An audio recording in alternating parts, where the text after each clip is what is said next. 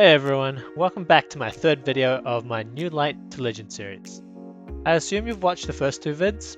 If not, there'll be a description below. This video will be covering the long-awaited co-op strats. I'll try not to talk about really obvious stuff like play for heavy, don't hold your super, as they've been covered. I'll be trying to talk about strats that are doing a legend stack but wouldn't expect to see in a lower stack or in freelance. After honing my skills, I felt like I had what it took to hit legend.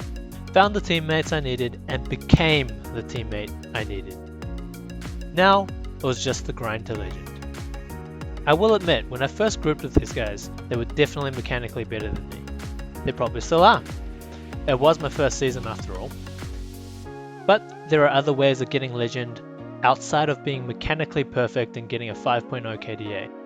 I was always the strat caller when I played serious competitive in Overwatch. This takes a lot of awareness and understanding of game mechanics, so I'll do the same in Destiny. I'll be sharing with you guys some of the strats I use to secure rounds easily. Remember on the first video how I touched on that dying isn't always bad? Well, I'll explain how dying isn't always bad now. When I first started survival and was playing in freelance, I too was in the mindset of dying is always bad, like Brian, the guy from LFG.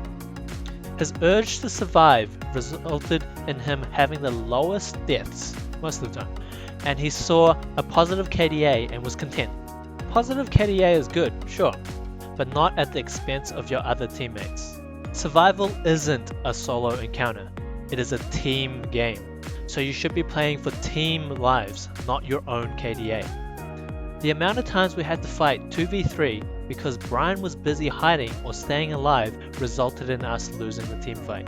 He saved his own life but forfeited our 2 lives. This is all assuming the enemy team doesn't push and kill him afterwards. What I'm trying to say is there is a difference between feeding, which is bad, and dying with a cause. Here are 3 examples where dying isn't always bad. Number 1. You died because you were team shooting an enemy super. Number 2. Using your super to bait out an enemy super. Number 3. Suiciding when you are the last man standing and the team still has lives. Let's explore a little on my first point. Dying because you were team shooting an enemy super.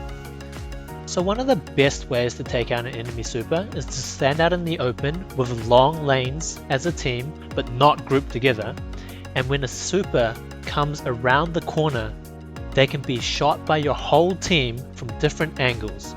You can easily take out a super with just primary if done right. If you died here because the super managed to get you before you killed him, that's perfectly fine. Your teammates should be able to finish the enemy super, saving their lives. You ended up trading a 1-for-1 and an enemy super. Worth. The Brian mindset was to immediately hightail it 180 degrees from the enemy super. I'm sure you've all seen this before. The enemy pops super and everyone runs away. I still do this in freelance because I know the chances of us grouping together and team shooting a super is slim. But as a team, you should be working together and team shooting the super so it doesn't go uncontested. An uncontested super is a great way to hand over a round. Number 2. Using your super to bait out an enemy super. Consider this scenario. Enemy has Blade Barrage and 2 roaming supers. Your team has Nova Warp, Striker, and Arc Staff. Blade Barrage undoubtedly is going to shut down the first roaming super that comes his way. As the strat caller, I'd say, can you use Nova Warp and try bait out Blade Barrage when you see an opportunity? Nova Warp is probably the weakest out of Arc Staff and Striker, and the Warlock being the aggressor has a high chance of killing the first person he supers and then baiting out Blade Barrage. The odds here are trading 1 for 1 or more kills and getting a Blade Barrage out of them.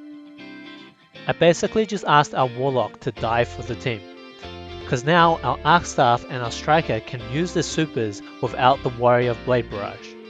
Sure, that's simple, makes sense, trading 1-for-1 and getting an important super out of the way, but when else do you want to die? This brings us to point 3. Suiciding when you're the last man standing and the enemy team still has lives.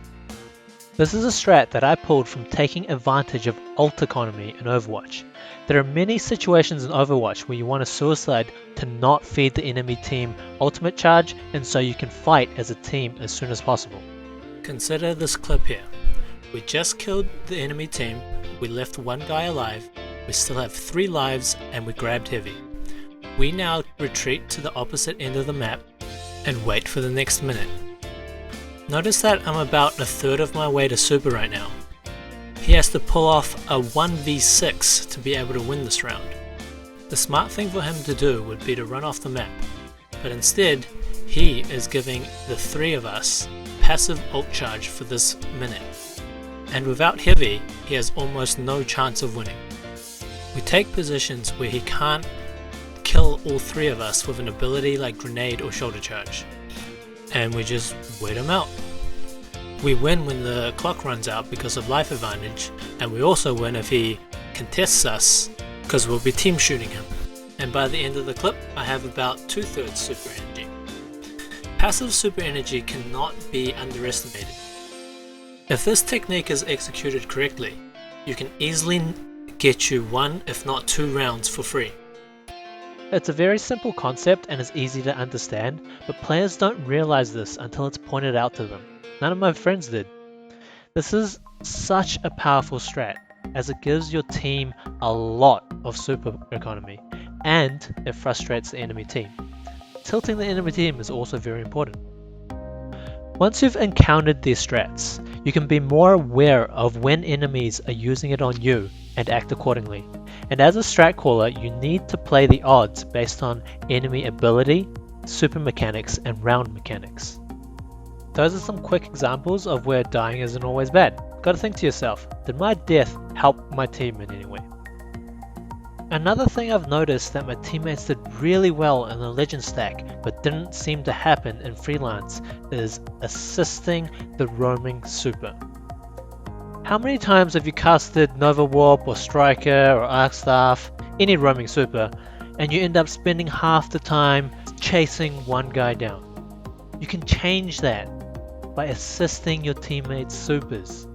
Whenever my teammates use a roaming super, I follow them. Reason 1, they drop orbs of light when they get kills.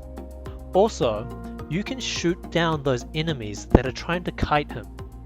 Majority of players will either shoot at the glowing purple Captain America that's running at them, or just run away.